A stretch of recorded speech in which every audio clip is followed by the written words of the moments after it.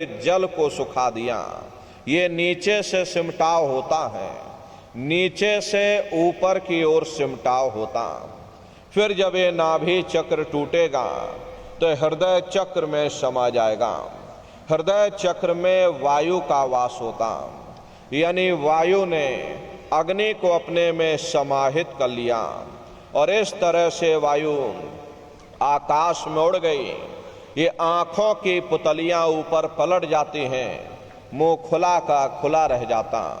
हरे महात्मा कहते हैं कि भाई जब यह कर्म कलाय उपजावे और बुद्धि सुरत की आन दबावे, जब यह जीवात्मा पांचों तत्वों को लांग करके जल पृथ्वी अग्नि वायु आकाश पांचों तत्वों को लांग करके ऊपर आती है तो काल दाढ़ में आन दवानी, और जब ढर के नैनन से पानी, जब काल अपनी दाढ़ में दबाता है उस समय नेत्रों से पानी निकलता है। इंद्रियां टूट टूट करके चकनाचूर हो जाती, सब रिश्ते नातेदार खड़े रह जाएंगे।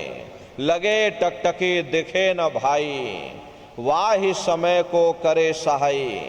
उस समय जीव टकटकी लगाकर देखता है कि कोई मेरी मदद कर दे, कोई मेरी सहायता कर दे, कोई मुझे बचा ले। लेकिन प्रेमी भाई बहनों, सब भाई बंधु नात रिश्तेदार सगे संबंधी सब खड़े रह जाते, डॉक्टर वैद्य हकीम सब घेरे रह जाते, लेकिन उस समय आपको कोई बचा नहीं पाता। यमदूत आते हैं, प्राणों की डोरी को तोड़ देते और जीवात्मा को खींच करके इस शरीर से बाहर कर दिया जाता। जैसे ही ये जीवात्मा शरीर से अलग हुई, ये शरीर हमारा मिट्टी हो जाता। फिर इस मिट्टी को एक रात अपने घर में कोई रखने को तैयार नहीं होता। अरे आपके कितने भी सगे संबंधी क्यों ना हो, खास नात रिश्तेदार क्यों ना हो, लेकिन एक रात कोई घर में मट्टी रखने के लिए तैयार नहीं होते। कहते भाई जल्दी करो जल्दी करो, अब इनकी शक्ल देखने में हमको डर लग रहा, जल्दी से बाजार से कफन खरीद के लाओ, जल्दी से लकड़ियां खरीद के लाओ, अरे जल्दी से चिता तैयार करो, इनको घर में से जल्दी से उठा ले जाओ, वहीं शमशान भूमि पर जला देना। ये जो घर में इनके कपड़े लत्ते पड़े हुए, हर इनके कपड़े लत्ते भी उठा ले जाओ, वहीं शमशान भूमि पर जला देना।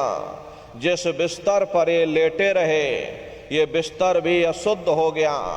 अब इनकी छुई हुई चीज हमको घर में एक नहीं चाहिए, इसलिए इनका बिस्तर भी उठा ले जाओ, वहीं शमशान भूमि पर जला देना। लेकिन उसने कोई सोने की अंगूठी पहनी होगी, उसे धीरे से उतार करके जेब में रख लोगे, बस वही एक अशुद्ध नहीं होगा और बाकी सब अशुद्ध हो जाएगा।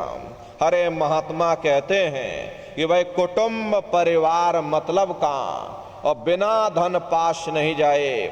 ये रिश्ते नातेदार, ये कुटुंब परिवार वाले, ये सब स्वार्थ के संगी साथी हैं। हरे प्रेमी भाई बहनों, आज तुम्हारी जेब में पैसा है तो सब जैसे तैसे तुमसे रिश्तेदारियां कायम कर लेंगे। आज जेब खाली हो जाए, कोई किसी को याद करने वाला नहीं। 13 दिन बाद 13वीं मना दोगे, लड्डू पूड़ी पकवान बना करके खिला दोगे, फिर जाने वाले को कोई याद नहीं करता।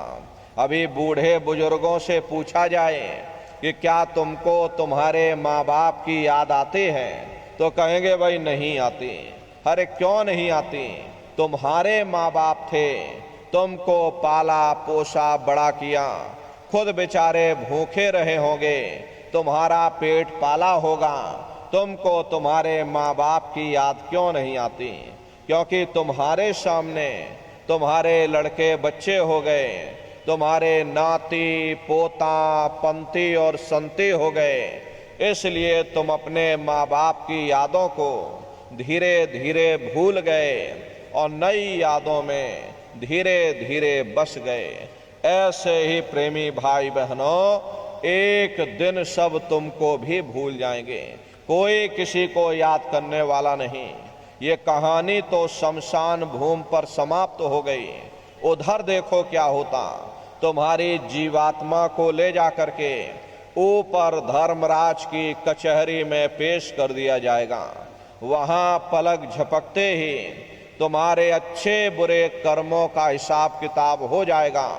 धर्मराज तुमको सजा सुना देंगे, ले जाओ इनको फलाने नरक में डाल दो, क्योंकि मैंने इनको मौका दिया था जब ये माँ के गर्भ में उल्टे लटके हुए थे, सिर इनका नीचे था और पैर इनके ऊपर थे।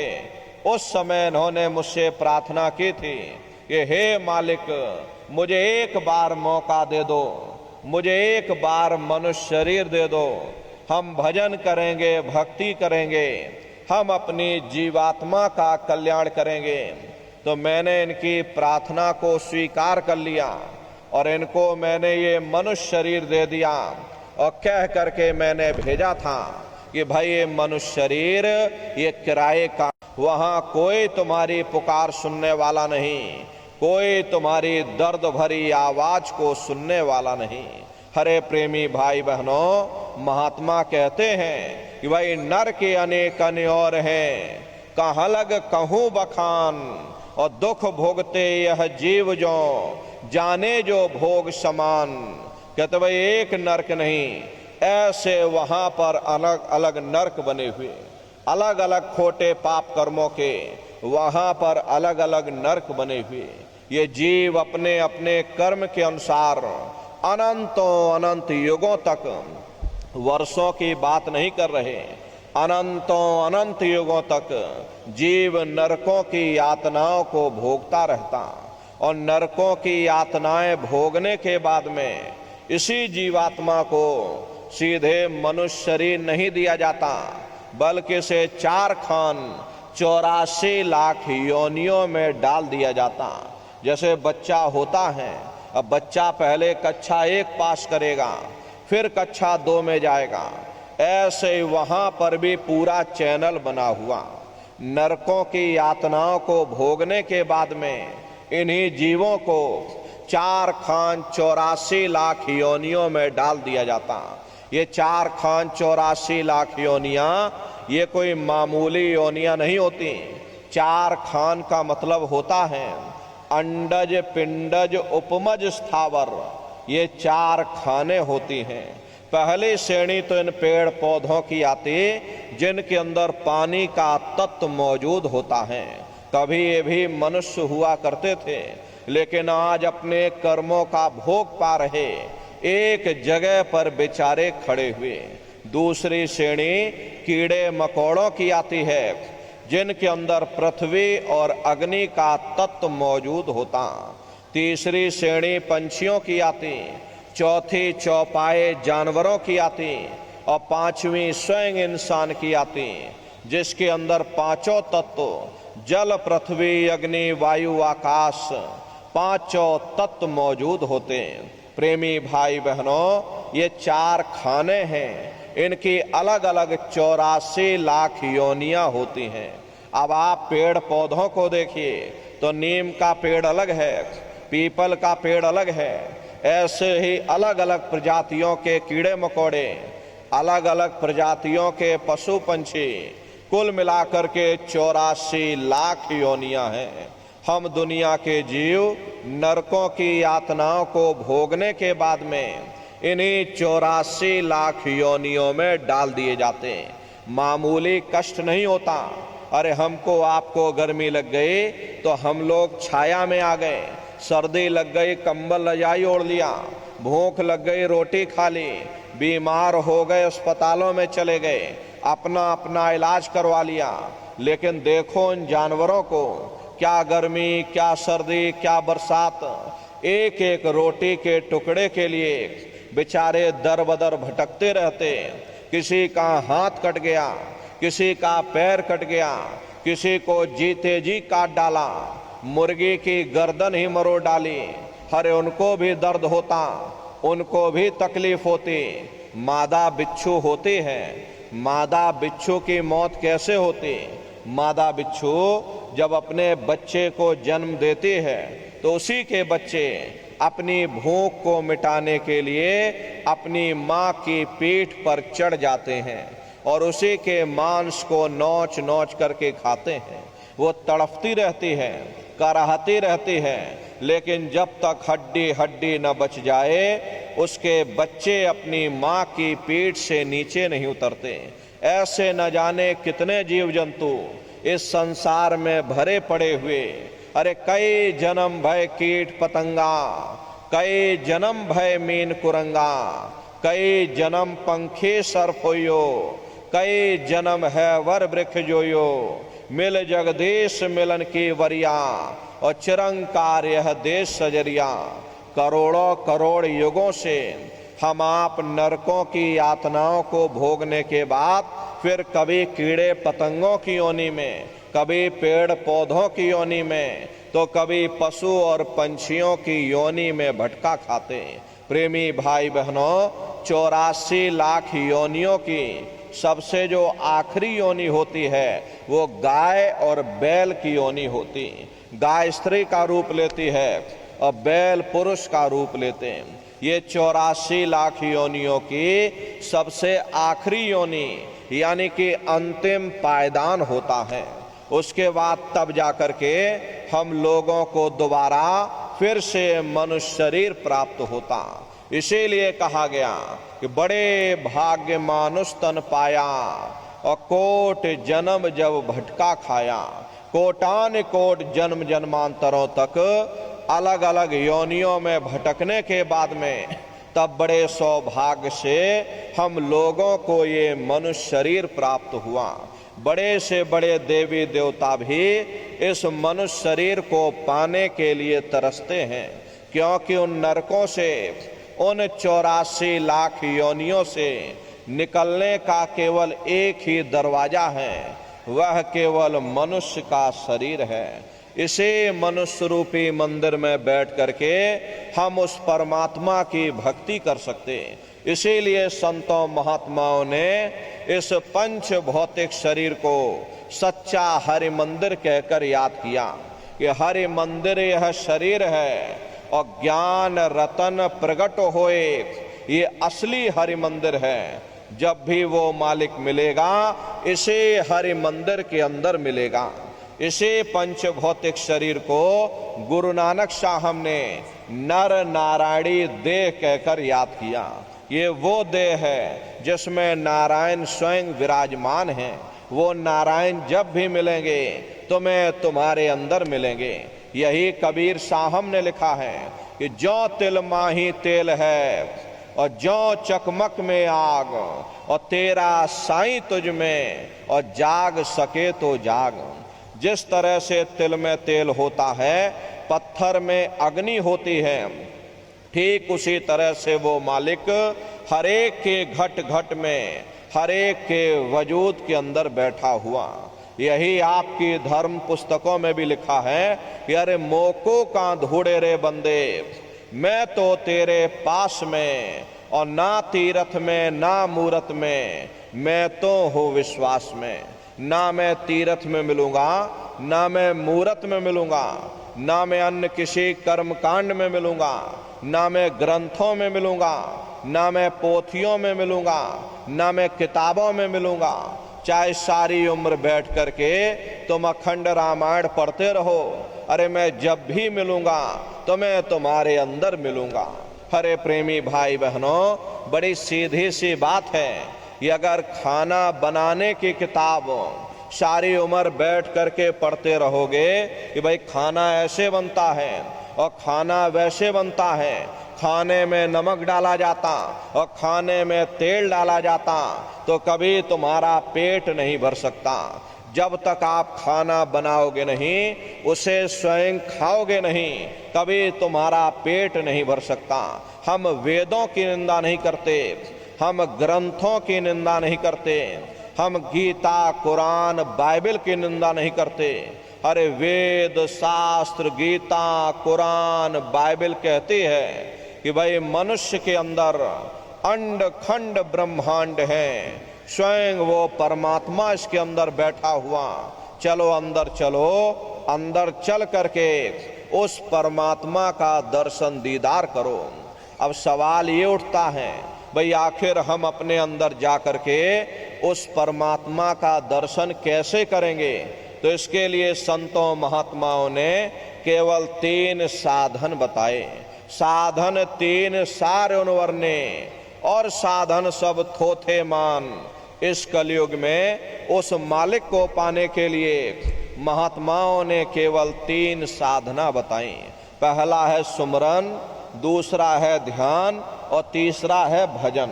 सुमरन कहते हैं मालिक को याद करना, ध्यान कहते हैं दृष्टि को एकाग्र करना, और भजन कहते हैं कान में उंगली डाल करके उस शब्द को सुनना, उस नाम को सुनना, उस देववाणी आकाशवाणी को सुनना जो 24 घंटे तुम्हारे अंदर गूंज रही।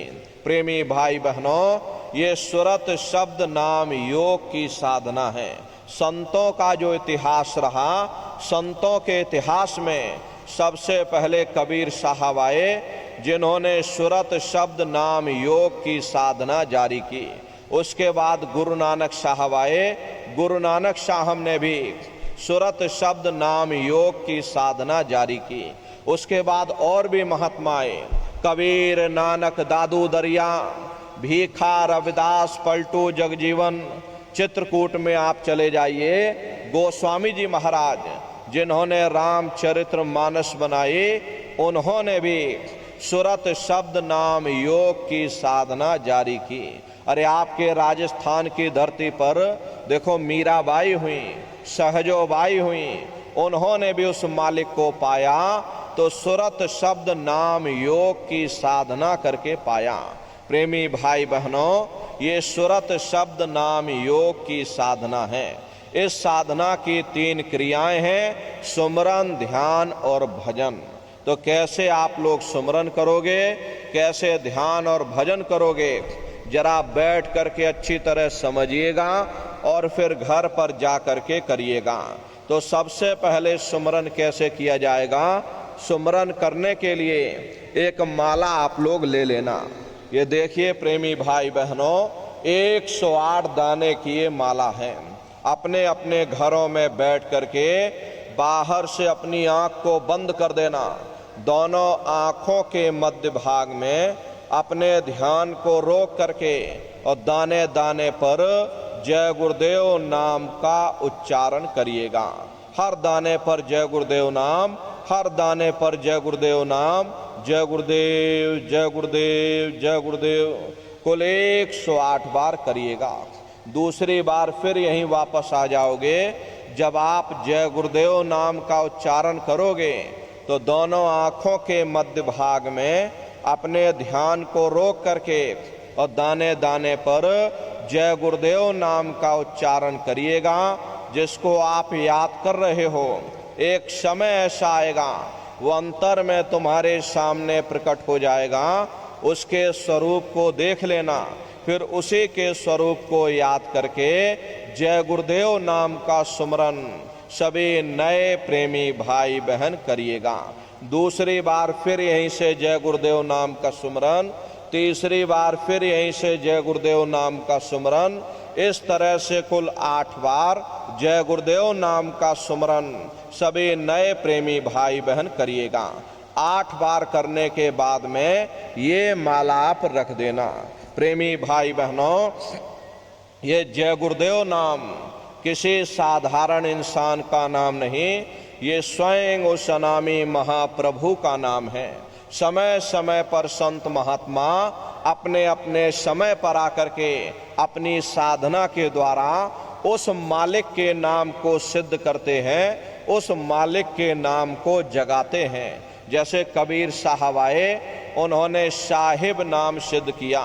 गुरु नानक साहब आए, उन्होंने वाहिगुरु नाम सिद्ध किया। गोस्वामी जी महाराज आए, उन्होंने राम नाम सिद्ध किया। मीराबाई आई, उन्होंने गिरधर नाम सिद्ध किया। इसी तरह से हमारे गुरु महाराज जय गुरुदेव नाम सिद्ध करके गए। जय गुरुदेव नाम का जहाज लगा कर गए। अगर इस जहाज पर सारी दुनिया बैठेगी, ये जहाज सारी दुनिया को पार करेगा। एक है साध है सब सद है, सब साध है सब जाए। पहले अपने गुरु की उंगली पकड़ लो, क्योंकि गुरु तुम्हारा सच्चा रहबर है। अरे गुरु गोविंदो खड़े काके लागो पाई, और बलिहारे गुरु आपने जिन गोविंद दियो बताई। महिमा उन्हीं की है जिन्होंने गोविंद को लखा दिया। इसीलिए कहा जाता है कि गुरुर ब्रह्मा गुरुर विष्णु गुरुर देवो महेश्वर, और गुरुर साक्षात पर ब्रह्मा तस्मै श्री गुरुवे नमः। इसलिए प्रेमी भाई बहनों, जय गुरुदेव नाम का सुमरन सभी नए प्रेमी भाई बहन करिएगा। सुमरन करने के बाद में फिर आप ध्यान पर बैठिएगा। दूसरा है ध्यान, और ध्यान कहते हैं दृष्टि को एकाग्र करना। कैसे ध्यान करोगे, जरा अच्छी तरह से समझ लीजिए। अपने अपने घरों में पलथी मार करके बैठिएगा। शरीर को टाइट मत करना।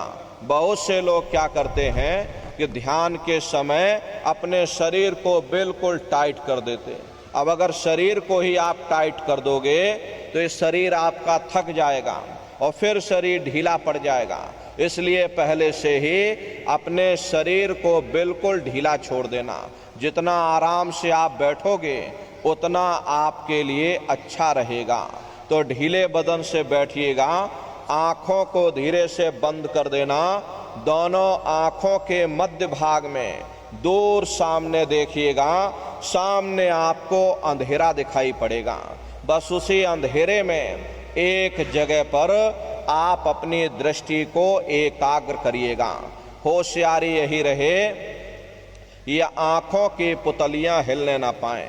शुरुआती समय में ये आँखों की पुतलियां हिलेंगी, लेकिन जब आप अभ्यास करोगे, करत करत अभ्यास ते और जड़मत होत सुजान, जब अभ्यास करते रहोगे तो आँखों की पुतलियां हिलना बंद हो जाएंगी। तो दूर सामने अंधेरे में एक जगह पर आप अपनी दृष्टि को एकाग्र करिएगा, या उस अंधेरे को ही देखते रहना। दृष्टि अपने आप एकाग्र हो जाएगी। और जैसे ही आपकी दृष्टि सामने अंधेरे में एकाग्र होगी तो सुई की नोक के बराबर काले में भी काला बिंदु, बड़ा चमकीला बिंदु होगा, तारे की तरह चमचम चमचम चमकेगा, वो सामने आपको दिखाई पड़ जाएगा। जब वो चमकदार बिंदु सामने दिखाई पड़ जाए तब आप अपनी दृष्टि को उस बिंदु पर एकाग्र करिएगा। जब आप अपनी दृष्टि बिंदु पर एकाग्र कर लोगे तो वही बिंदु दरवाजा है, वो दरवाजा खुल जाएगा, ये शिव नेत्र खुल जाएगा, ये दिव्य दृष्टि खुल जाएगी और आप दरवाजे के अंदर दाखिल हो जाओगे। एक बार प्रेमी भाई बहनों ये दिव्य दृष्टि खुल जाए, फिर क्या भूत क्या भविष्य और क्या वर्तमान, कोई भेद आपसे गुप्त नहीं रहेगा। लाखों वर्ष पहले क्या हुआ था, भविष्य में क्या होने वाला है, आप बैठ करके ध्यान में सब कुछ देख सकते हो। तो यह है ध्यान करने का तरीका। और तीसरा है भजन। गाने बजाने का नाम भजन नहीं है, नाच गाना ढोल मजीरा का नाम भजन नहीं है।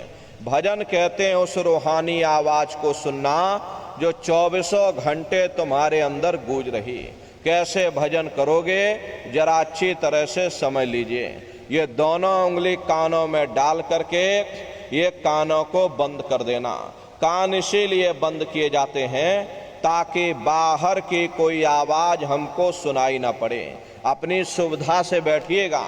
कुर्सी पर चाहे कुर्सी पर बैठ जाओ, सोफे पर चाहे सोफे पर बैठ जाओ, या कोई तकिया इस तरह से रख लेना और दोनों कोहनी यहाँ रख करके दोनों उंगली कानों में डाल करके ये कानों को बंद कर देना। बहुत सी हमारी माताएं बहनें हैं, बूढ़े बुजुर्ग हैं, आपके घुटनों में दर्द होता है या रीढ़ की हड्डी में दर्द होता, अब आप बैठ करके भजन नहीं कर पाते हो तो आप लेट करके भजन करिएगा। ऐसे सीधे लेट जाना, लेटे लेटे आंख और कान को बंद कर देना। मतलब तो आंख और कान को बंद करना है, चाहे आप लेट करके करो या चाहे आप बैठ करके करो।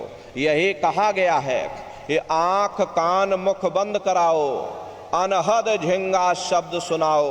यानी पहले अपनी आंख को बंद करो, अपने मुख को बंद करो, दोनों उंगली कानों में डाल करके ये कानों को बंद कर लो और ऊंचे से ऊंचा ध्यान दे करके उस आवाज को सुनने की कोशिश करो।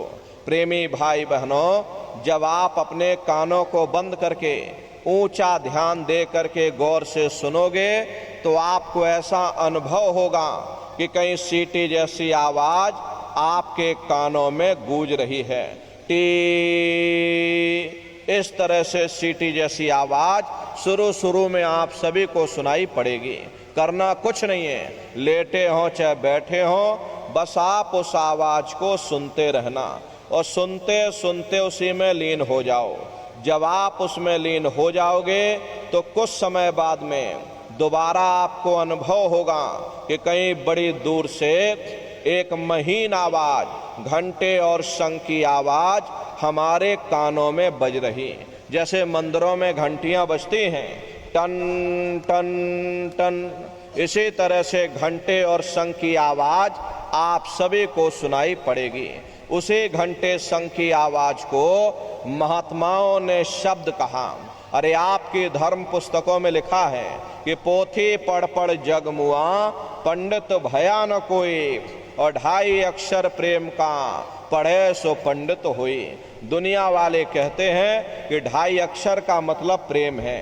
अरे प्रेम नहीं है, प्रेम में तो मात्रा लगी हुई। यहाँ पर जिस 2.5 अक्षर का वर्णन उन महात्माओं ने किया वो है शब्द शा, आदा, बा और दा। उसी शब्द को महात्माओं ने नाम कहा। कलयुग केवल नाम यधारा, सुमिर सुमिर नर उतर ही पारा। कलयुग में केवल नाम का आधार है, वो नाम तुम्हारे अंदर 24 घंटे गूंज रहा। तो उसी घंटे शंख की आवाज को महात्माओं ने शब्द या नाम कहा। उसी को ईसा मसीह साहब ने वर्ड या लागस कहकर याद किया। उसी को गुरु नानक साहब ने अनहद वाणी कहकर याद किया। चीन में जो महात्मा हुए उन्होंने इसको ताओ कहकर याद किया और हिंदू महात्माओं ने इसे देववाणी, आकाशवाणी कहकर याद किया। उन अलग अलग महात्माओं ने अपनी अपनी भाषा में हम लोगों को समझाने की कोशिश की कि भाई वो घंटे शंख की आवाज तुम्हारे सबके अंदर गूंज रही, वो आपको सुनाई पड़ेगी। लेकिन शुरुआती समय में आपको ऐसा मालूम पड़ेगा कि कहीं बड़ी दूर पर घंटियां बज रही, टन टन टन, लेकिन सुनाई हर एक को पड़ेगी। प्रेमी भाई बहनों, जब घंटे और शंख की आवाज आपको सुनाई पड़ने लग जाए तब आप उस आवाज को पकड़ लेना, उसको सुनने लग जाना। जब आप उसको सुनने लग जाओगे तो वो आवाज धीरे धीरे बढ़ना शुरू होगी और बढ़ते बढ़ते इस कदर बढ़ेगी कि आपके रोम रोम में घंटे और शंख की आवाज गूंजने लग जाएगी। अरे बड़ी घनघोर आवाज होती है, बड़े मधुर वो आवाज होती। ये जो दुनिया के संगीत आप सुनते हो उस रूहानी संगीत के सामने ये दुनिया के संगीत कुछ नहीं है। जब आप उस रूहानी संगीत को सुनोगे इतना भारी आनंद आपके ऊपर छा जाएगा, इतनी खुशी आपको होगी, अरे ऐसा नशा आपके ऊपर चढ़ जाएगा, इतना आप उस आवाज में खो जाओगे कि आप सारी दुनिया को भूल जाओगे। प्रेमी भाई बहनों, शंकर भगवान को वही नशा चढ़ा था। शंकर भगवान कोई गांजा भांग नहीं पीते थे। ये तो हमने आपने शंकर भगवान को भी बदनाम कर दिया कि शंकर भगवान गांजा भांग पीते थे तो चलो हम भी गांजा भांग पिएंगे। लेकिन ऐ नर नारियों, शंकर भगवान ने कभी गांजा भांग नहीं पिया। शंकर भगवान जिस नशे में लीन रहते थे वो नाम का नशा था, वो ध्यान का नशा था, वो भक्ति का नशा था। जब आप उस आवाज को सुनोगे तो आपको भी वो नशा चढ़ जाएगा, क्योंकि उस आवाज में चुंबक है। जब आप उस आवाज को सुनोगे तो वो आवाज आपको अपनी ओर खींचेगी, और जब खिंचाव होगा तो जीवात्मा का फैला हुआ प्रकाश ये 9 दरवाजों से सिमटने लगेगा। अब ये 9 दरवाजे कौन कौन से हैं? देखो प्रेमी भाई बहनों, अच्छी तरह समझिएगा, ये बहुत बड़ा विज्ञान है। दुनिया का विज्ञान जब समाप्त हो जाएगा तो ये विज्ञान प्रारंभ होगा। तो 9 दरवाजे कौन कौन से हैं? 2 आंख, 2 कान, 2 नाक के सुराख, 1 मुंह और 2 मलमूत्र का रास्ता, ये शरीर के 9 दरवाजे हैं। सबसे पहला दरवाजा गुदा चक्र आता है। गुदा चक्र में गणेश जी वास करते हैं। गणेश जी वहाँ के मालिक हैं। ये 4 दल का कवल है। यहाँ पर पृथ्वी तत्व पाया जाता है। उसके ऊपर इंद्रिय चक्र आता है। इंद्रिय चक्र में ब्रह्मा जी वास करते हैं। ये 6 दल का कवल है। यहाँ पर जल तत्व पाया जाता है। उसके ऊपर ये नाभि चक्र आता है। नाभि चक्र में विष्णु जी वास करते हैं। ये 8 दल का कवल है। यहाँ पर अग्नि तत्व पाया जाता। उसके ऊपर ये हृदय चक्र आता। हृदय चक्र में शिव जी वास करते हैं। ये 12 दल का कवल है। यहाँ पर वायु तत्व पाया जाता। हरे वास तो वो ऊपरी मंडलों में करते हैं, लेकिन उनका प्रकाश, उनकी किरणें इन चक्रों पर पड़ती हैं। उसी के ऊपर एक कंठ चक्र आता है। यहाँ पर आद्या महाशक्ति की किरणें पड़ती हैं और ये 16 दल का कवल है। और आप सबसे ऊपर, तुम्हारी जीवात्मा सबसे ऊपर दोनों आंखों के मध्य भाग में बैठी है, जहाँ पर देवियाँ बिंदी लगाती हैं और पुरुष जहाँ पर टीका लगाते हैं। ये बिंदी और टीका यहाँ पर इसीलिए लगाया जाता क्योंकि यहीं पर हमारी जीवात्मा बैठी है, उसका श्रृंगार किया जाता है। तो 10वां द्वार है जहाँ पर तुम्हारी जीवात्मा बैठी हुई। इसी 10वें दरवाजे पर बैठ करके ये जीवात्मा अपने प्रकाश को 9 दरवाजों में फैलाती है, जिससे आपका ये शरीर चलता, आपके हाथ और आपके पैर चलते हैं। जब आप भजन करोगे और घंटे शंख की आवाज को सुनोगे तो उस आवाज में चुंबक है, वो आवाज आपको अपनी ओर खींचेगी। और जब खिंचाव होगा तो जीवात्मा का फैला हुआ प्रकाश 9 दरवाजों से सिमट करके यही 10वें दरवाजे पर इकट्ठा हो जाएगा। और जैसे ही यहाँ पर इकट्ठा हुआ, तुरंत शब्द जीवात्मा को खींच करके इस शरीर से बाहर कर देगा। फिर आप अपनी आंखों से देखिएगा कि हमारा शरीर ये है और हम ये खड़े हैं। आप अपने शरीर से अलग हो जाओगे। जैसे चिड़िया होती है, चिड़िया घोंसले से निकल करके आसमानों की उड़ान भरती है और शाम को फिर अपने घोंसले में आ जाती है।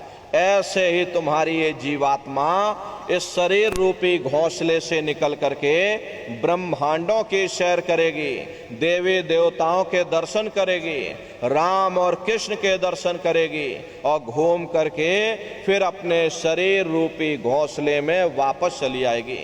प्रेमी भाई बहनों, ये ब्रह्मा विष्णु महादेव जिनकी सारी दुनिया पूजा करती है, अरे आप सभी लोग ब्रह्मा विष्णु महादेव की पूजा करते हो, लेकिन कभी आपने विचार नहीं किया भाई जिनकी हम पूजा कर रहे आखिर ये हैं कौन, ये कहाँ पर रहते हैं, ये क्या काम करते हैं।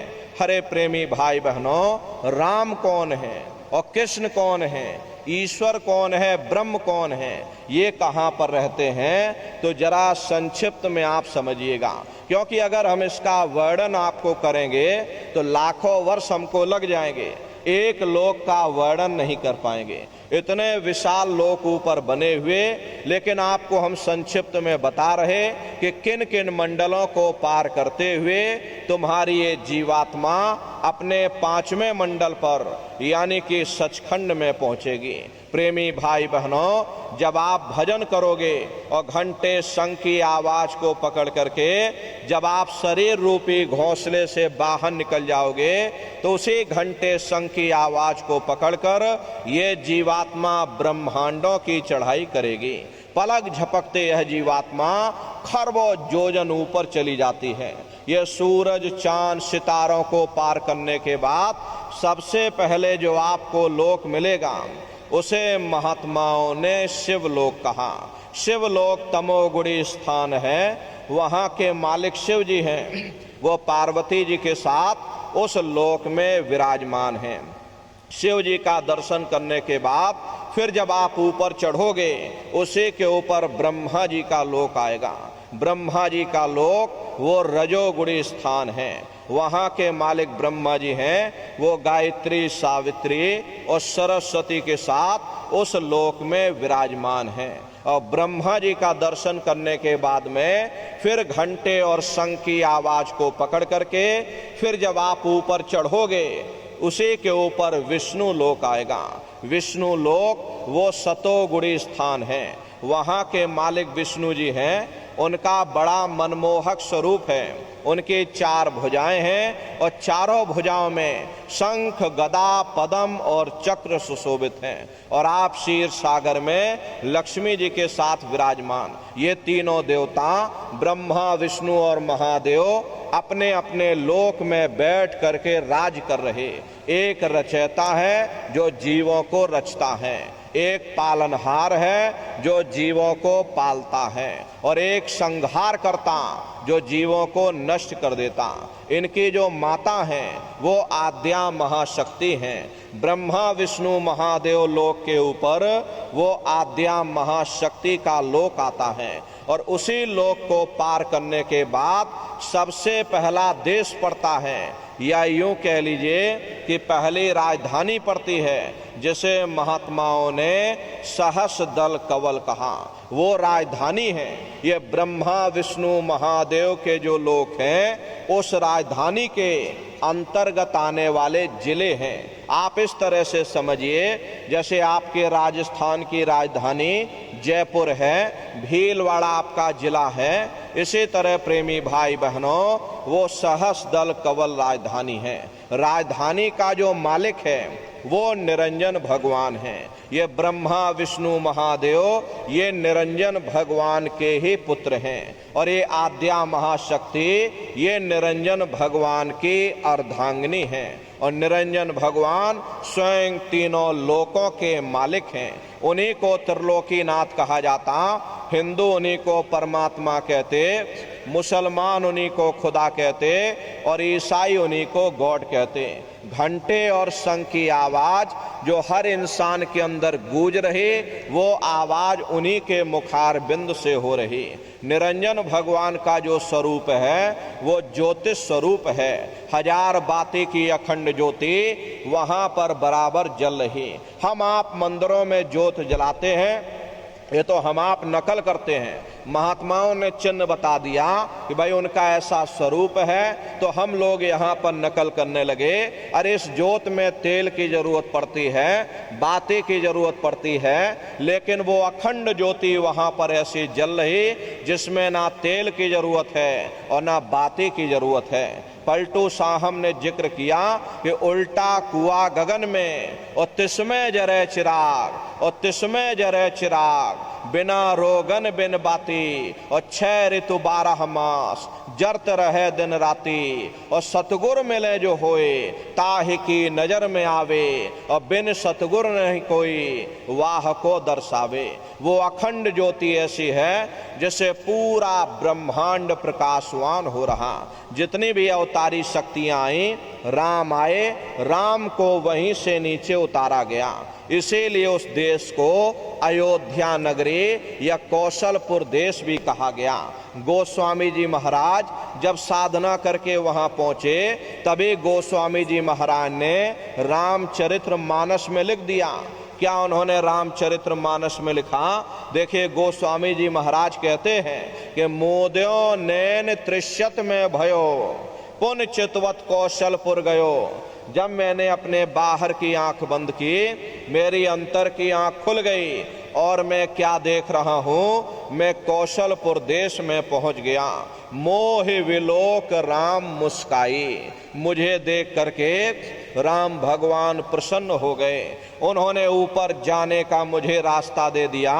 मैं ऊपर जा करके क्या देख रहा हूं कि उधर माज सुन अंडज राया, देखें बहु ब्रह्मांड निकाया, और अति विचित्रता लोक अनेका, रचना अधिक एक तेका।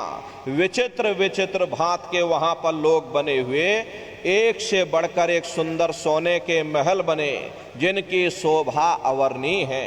प्रेमी भाई बहनों, वो राम भगवान का देश है, वो असली अयोध्या नगरी है। जब आप वहां पहुंचोगे और वहां की रचनाओं को देखोगे तो देखते ही रह जाओगे, ये क्या ईश्वर की लीला है, कैसे उसकी कारीगरी है, अनंत उसकी सत्ता है, अनंत ही उसका प्रकाश है।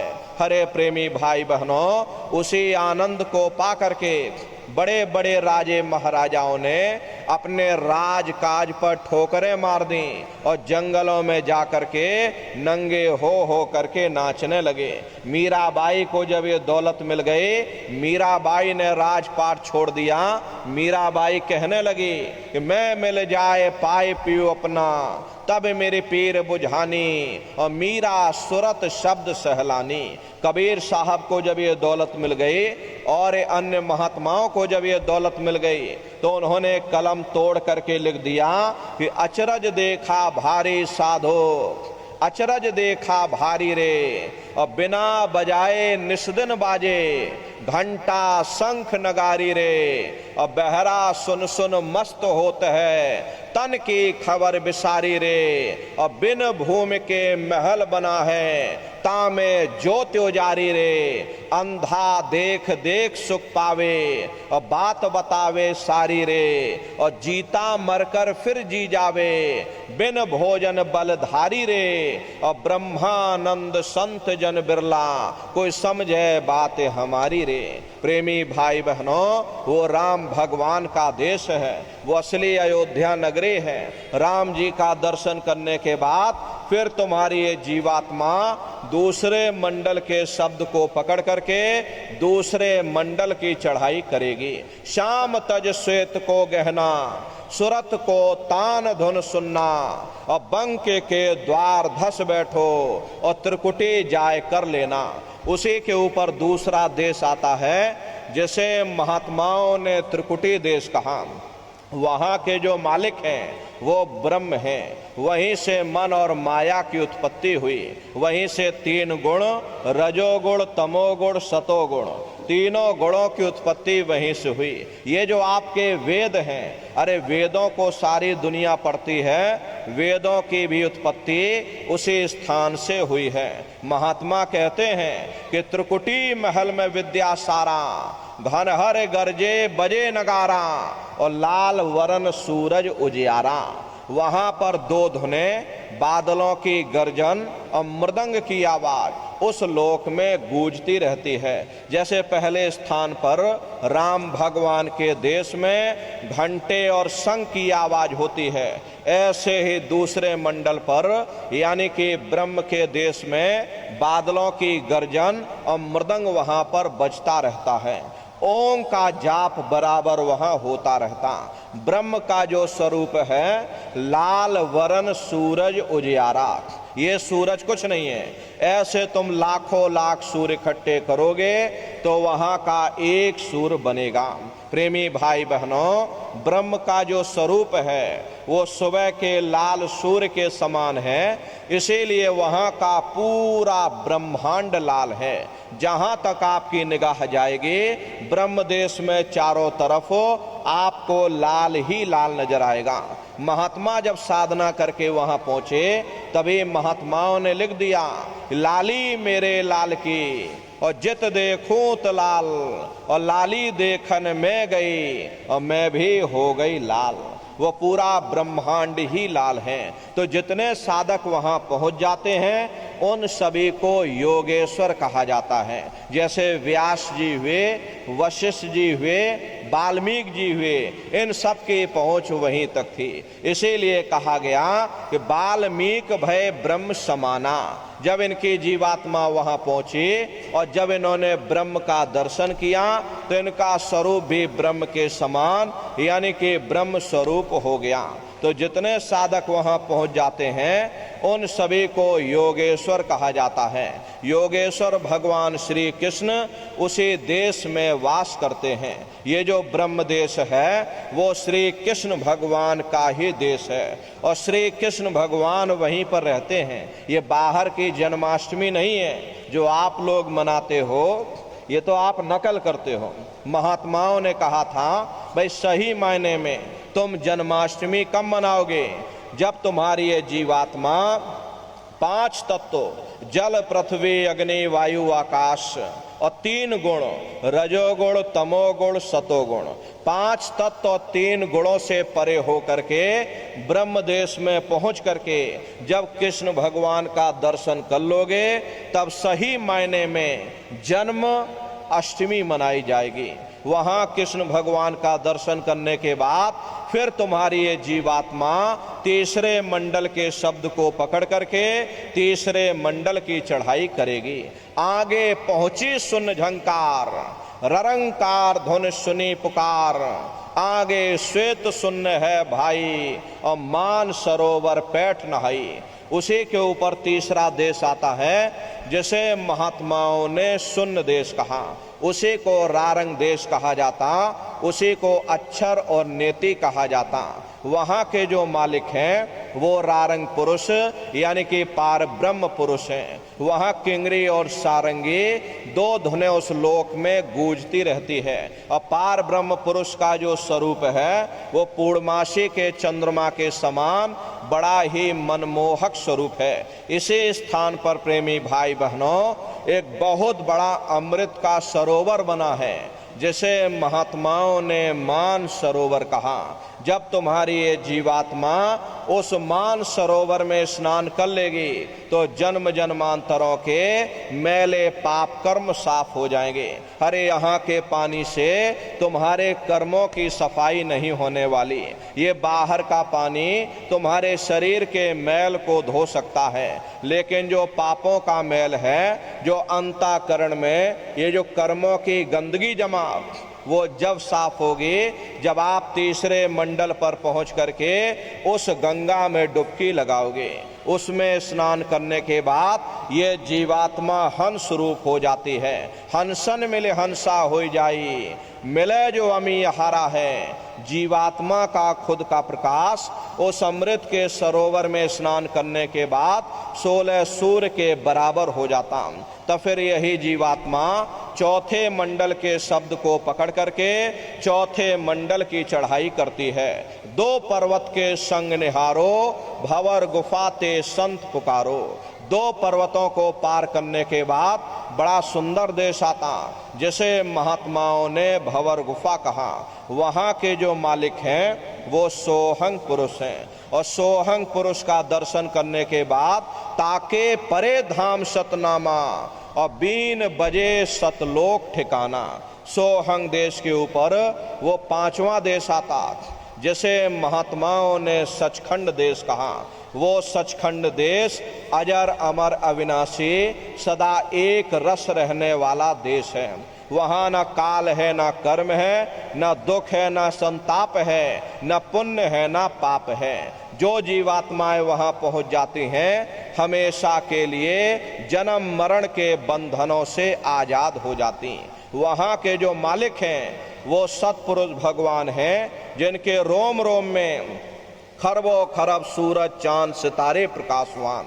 वही हमारे आपके सच्चे मालिक हैं, वही हमारे आपके सच्चे पिता हैं। अरे हमको आपको वहीं से नीचे उतारा गया और फिर शब्द को पकड़ करके शब्द शब्द पौड़ी पर चढ़कर और पहुंचो सचखंड सतनाम। तो शब्द कब पकड़ में आएगा? जब आप भजन करोगे। और भजन कैसे किया जाएगा? जरा अच्छी तरह समझ लो। ये आंख और कान को बंद करिएगा लेकिन मन को रोकिएगा। ऐसे समय पर तुम्हारा ये मन जरूर भागेगा। अभी आप सत्संग में बैठे हो, शरीर तुम्हारा यहाँ बैठा लेकिन मन सारी दुनिया में भाग रहा। अब किसी को पानी पीने जाना है, ये मन पानी पीने पहुंच गया। कोई बाल बच्चों को घर में छोड़कर आया, मन बाल बच्चों में पहुंच गया। कोई दुकान दफ्तर छोड़ करके आया, मन दुकान दफ्तर में पहुंच गया। कोई खेती बाड़ी छोड़ करके आया, शरीर बेचारा यहाँ बैठा, मन खेत में जुताई कर रहा। तो ऐसे भजन से कोई लाभ नहीं होगा। जिन्होंने मार मन डाला उन्हीं को सूरमा कहना, और बड़ा बैरी ये मन घट में इसी का जीतना कठना। अगर दुनिया में कोई हमारा दुश्मन है वो केवल हमारा मन है। ये मन रूपी रावण कब मरेगा? जब 9 द्वारों पर फतेह हासिल करके तुम यहाँ 10वें द्वार पर चढ़ जाओगे, तब सही मायने में दशहरा मनाई जाएगी। अरे बाहर की दशहरा नहीं है जो लकड़ी का रावण बना देते हो और फूंक फांक करके घर चले आते हैं, कहते भाई हमने रावण मार दिया। अरे महात्माओं ने कहा था भाई सही मायने में तुम दशहरा कब मनाओगे? जब 9 द्वारों पर फतेह हासिल करके तुम यहाँ 10वें द्वार पर चढ़ जाओगे, तब सही मायने में विजयदशमी मनाई जाएगी। तब ये मन रूपी रावण तुम्हारा मरेगा, तब तुम्हारी ये जीवात्मा। अरे इसी जीवात्मा को महात्माओं ने राम भी कहा।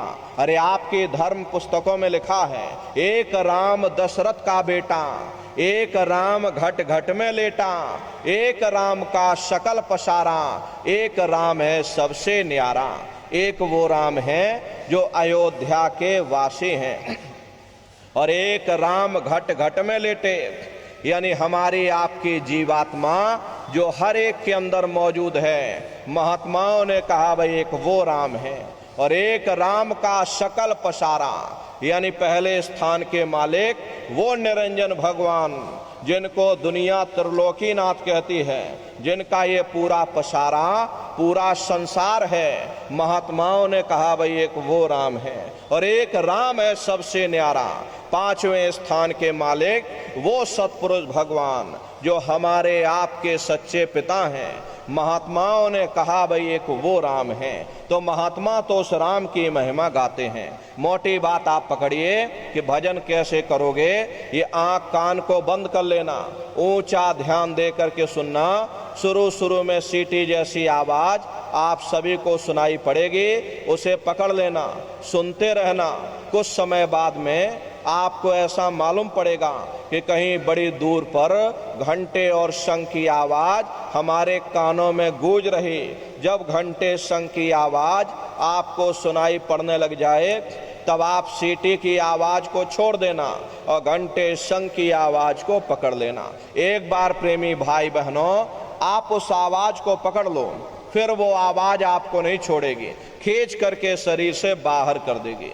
रोज आना, रोज जाना, रोज ब्रह्मांडों की सैर करना, रोज देवी देवताओं के दर्शन करना, रोज राम और कृष्ण के दर्शन करना, और घूम करके फिर अपने शरीर रूपी घोंसले में वापस चले आना। तो इस सुमरन, ध्यान और भजन 3 क्रियाएं आपको बताई गई। रास्ता सच्चा है, आप करोगे, आपको अनुभव होगा, दिखाई भी पड़ेगा और सुनाई भी पड़ेगा। लेकिन नित्य नियम से अभ्यास करिएगा, नागा नहीं होने पाए। अरे आप शरीर को भोजन देते हो, सुबह दोपहर शाम रात खाते रहते, लेकिन कभी आपने विचार ये नहीं किया कि ये जीवात्मा जो जन्म जन्मांतरों से बेचारी भूखी प्यासी बैठी है, और जिसकी शक्ति से तुम्हारा ये शरीर चल रहा, तो कभी अपनी जीवात्मा को तुमने भोजन नहीं दिया।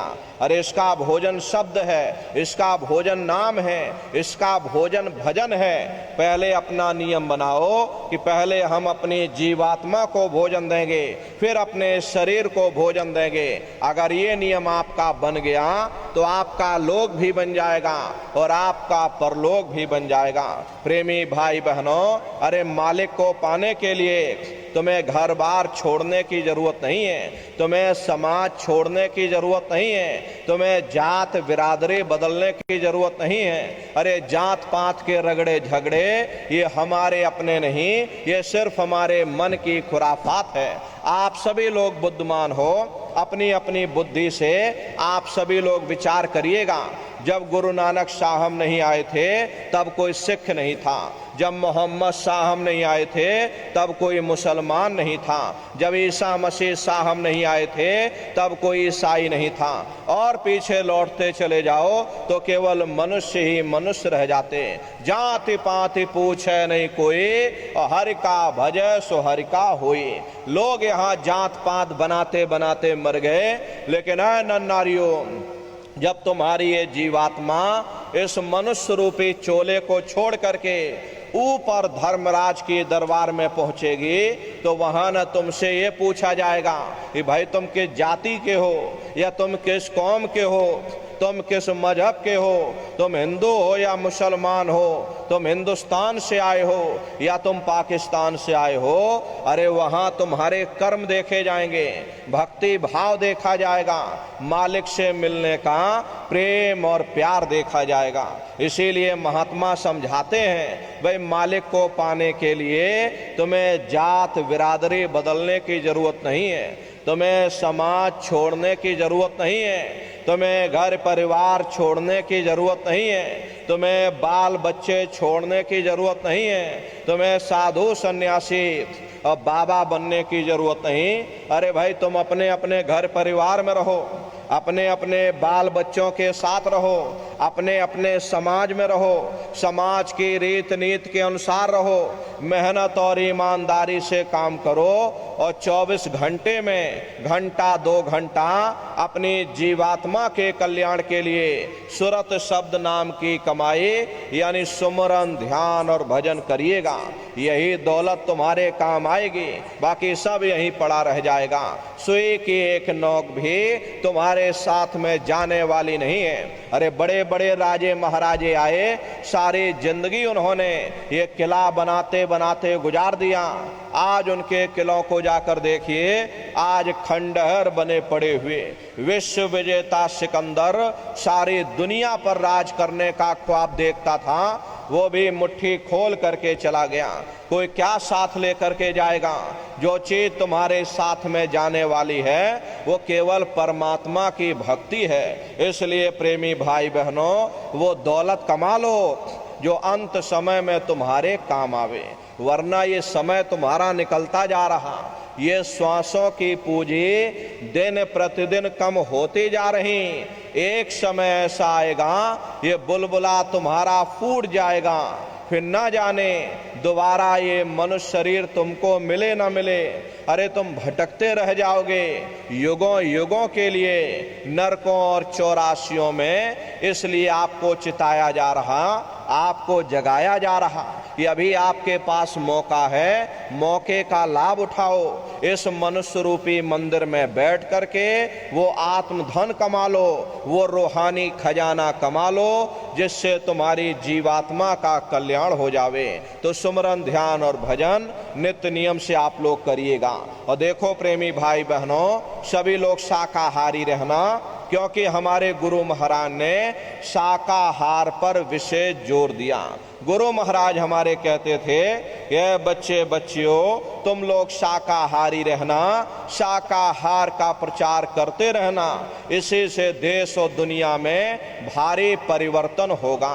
प्रेमी भाई बहनों, परिवर्तन कोई कानून बनाने से नहीं होता, परिवर्तन कोई आंदोलन करने से नहीं होता, परिवर्तन कोई तोड़ फोड़ करने से नहीं होता, परिवर्तन तब होता है जब लोगों के विचार बदलते हैं, लोगों की भावनाएं बदलती हैं। और विचार जब बदलेंगे जब लोगों का खान पान शुद्ध होगा। अरे देशी कहावत है कि जैसा खाए अन्न और वैसा होए मन। जब इंसान पशुव्रती भोजन करेगा तो उसकी बुद्धि स्वतः ही पशुओं जैसी हो जाएगी, सोच विचार उसका चिंतन स्वतः ही पशुओं जैसा हो जाएगा। फिर जिस शराब के नशे में माँ बहन बेटे की पहचान खत्म हो जाए, उस शराब को पी करके कैसे पता चलेगा कि क्या अच्छा और क्या बुरा है। यही कारण है कि आज घर समाज में ये दुनिया भर के अत्याचार और दुनिया भर के व्यभिचार फैले हुए। अरे हम लोग देखो मंदिर बनवाते हैं, उन मंदिरों में नहा धो करके जाते हैं, कहते भाई परमात्मा के रहने की जगह है, हमको नहा धो करके जाना चाहिए, फूल अगरबत्ती ले जाना चाहिए। कोई उन मंदिरों में कूड़ा कचरा नहीं डालता। अगर कूड़ा कचरा डालोगे तो आपस में लाठियां चल जाएंगी। फिर ये जो हरि मंदिर है, ये पंच भौतिक शरीर जिसे महात्माओं ने हरि मंदिर कहा, इसमें तुम हाड़ मांस के लोथड़े डालते हो, इसमें तुम शराब के कतरे डालते हो। अब अपने बनाए हुए मंदिर की आप कद्र करोगे और परमात्मा के बनाए हुए इस हरि मंदिर को तुमने जीते जी कब्रिस्तान बना दिया तो सख्त सजा मिलेगी। अरे महात्माओं ने लिखा है कि तिल भर मच्छी खाई के और कोट गौ दैदान और काशी करवट जा मरे निश्चय नरक निदान। यदि तिल भर भी मच्छी खा करके फिर चाहे कोटान कोट गौओं का दान करो और काशी में जा करके मत्था रगड़ते रगड़ते अपनी पूरी जिंदगी वहां पर गुजार दो, फिर भी तुमको तुम्हारे गुनाहों की सजा मिलेगी, कोई बच नहीं सकता।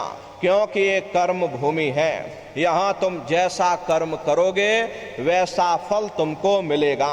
देखिए इस कर्म भूमि पर कृष्ण भगवान तक नहीं बच पाए। उस समय बाली को छिप करके बाण मारा, वही बाली कृष्ण अवतार में बहेलिया बन करके आ गया। कृष्ण भगवान के पैरों में पद्म चमकता था, हिरण की आंख समझ करके अब बहेलिये ने निशाना मार दिया।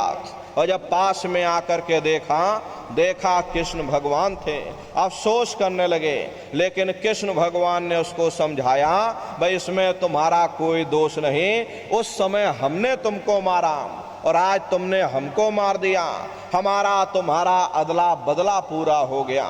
कर्म प्रधान विश्व रच राखा और जो जस करे सो तस फल चाखा। ये कर्मों का ऐसा देश है, यहाँ तुम जैसे बीज बोगे वैसे ही फसल काटोगे। इसलिए प्रेमी भाई बहनों, आपसे हमारी प्रार्थना है कि आप लोग शाकाहारी रहिएगा। कोई ऐसा नशा मत करना जिससे बुद्धि तुम्हारी पागल हो जाए और घर में माँ बहन बेटी की पहचान खो दो। अरे आप अपने आप को कट्टर हिंदू मानते हो, अरे भाई हम कट्टर हिंदू हैं, हम राम को मानने वाले हैं और हम कृष्ण को मानने वाले हैं। अरे आप राम को मानते हो और आप कृष्ण को मानते हो तो उनके आदर्शों पर भी चलना सीखो। राम ने कभी नहीं कहा कि तुम मांस खाओ या कृष्ण ने कभी नहीं कहा कि तुम जाओ शराब पियो।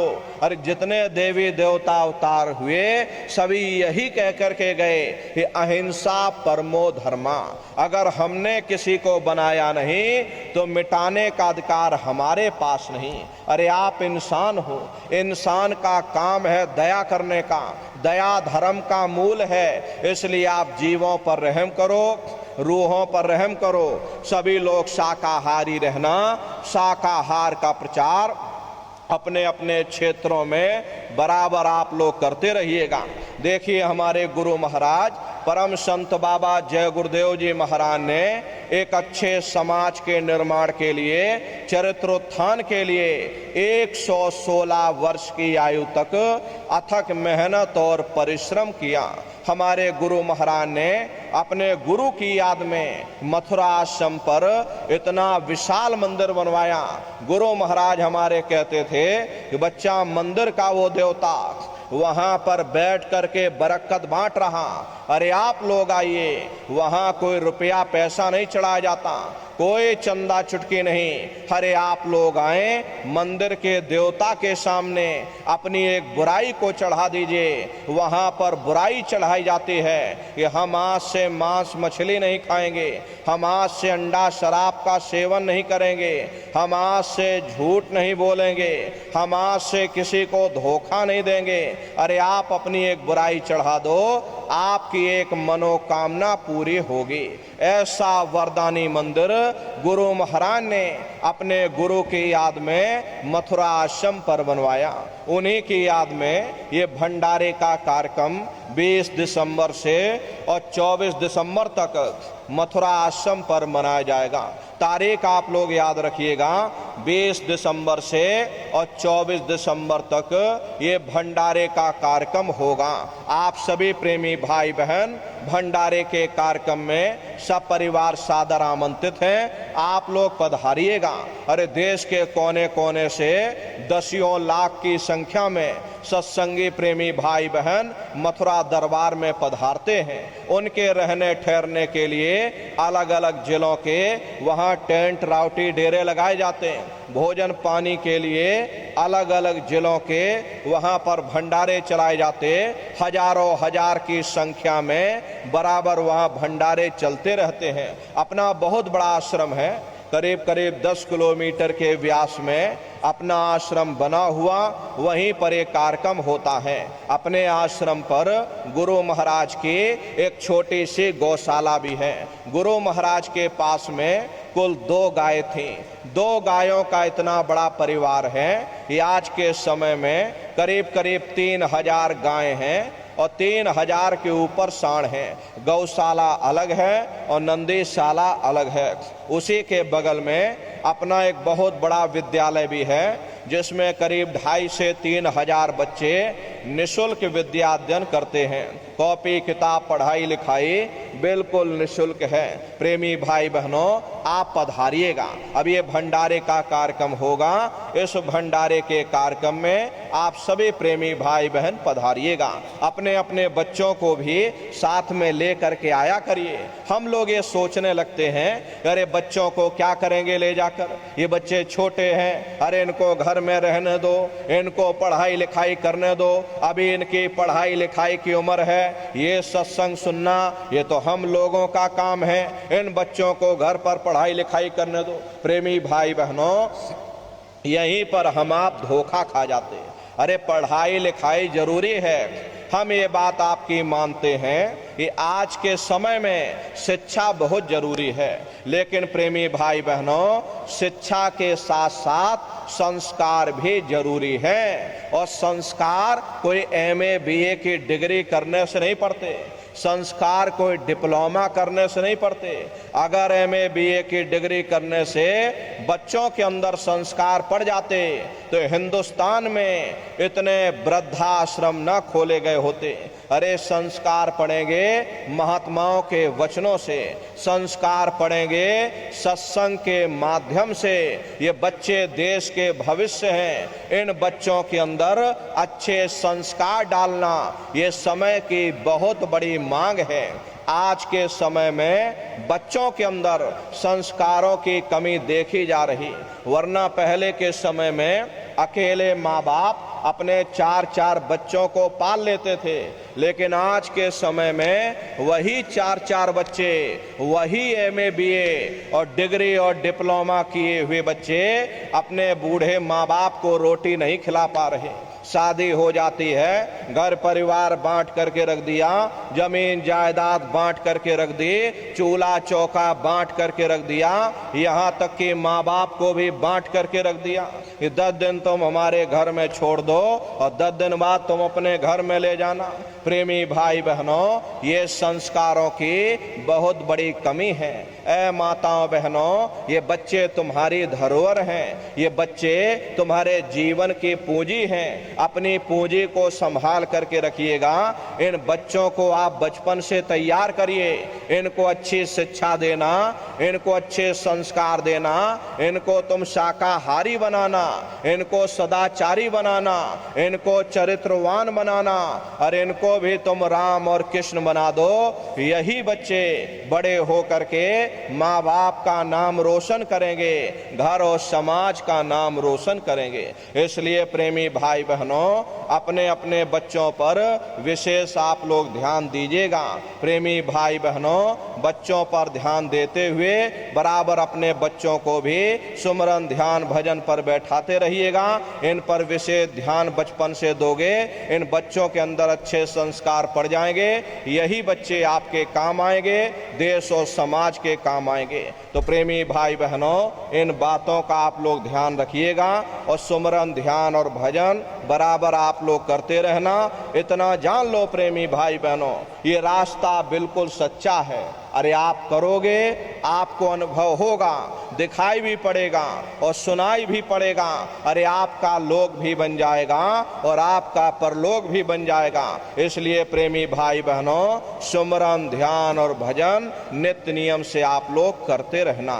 इसी के साथ अब हम अपनी वाणी को विराम देते हैं। आप लोगों ने अपना कीमती समय हमको दिया, इसके लिए आप सभी प्रेमी भाई बहनों को बहुत बहुत साधुवाद है। कहने सुनने में यदि हमसे कोई गलती हुई हो, अरे हम तो छोटे हैं, आप सभी लोग हमारी माताएं बहनें बूढ़े बुजुर्ग हमको छोटा समझ करके आप सभी प्रेमी भाई बहन हमको क्षमा कीजिएगा। बोलो जय गुरुदेव। सभी लोग खड़े होकर के मालिक के पावन नाम का सभी प्रेमी भाई बहन प्रेम से उच्चारण करिएगा। बोलो जय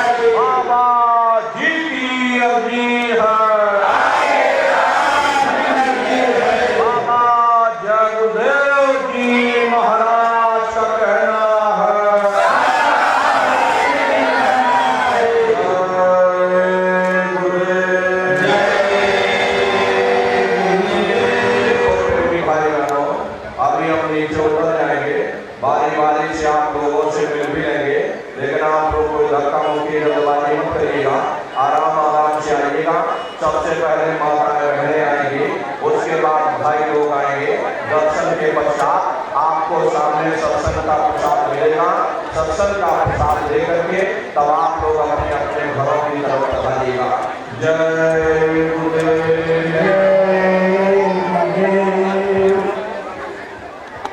जय गुरुदेव। सम्मानित प्रेमी भाई बहनों, अब पूज्य महाराज जी आप सबसे मिलने के